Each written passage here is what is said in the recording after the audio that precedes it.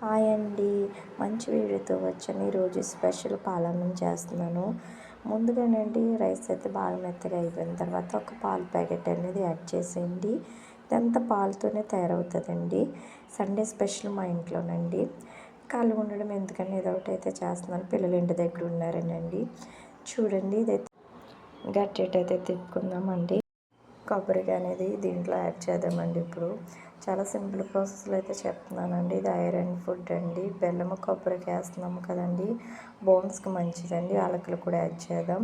ఈ లోపల వేరే దాంట్లోనండి కొంచెం నెయ్యి వేసుకుని జీడిపప్పు కిస్మిస్లు వేయించుకొని దాంట్లో అయితే బ్యాచ్ చేద్దాం. అంతేనండి, సింపుల్ ప్రాసెస్ అండి.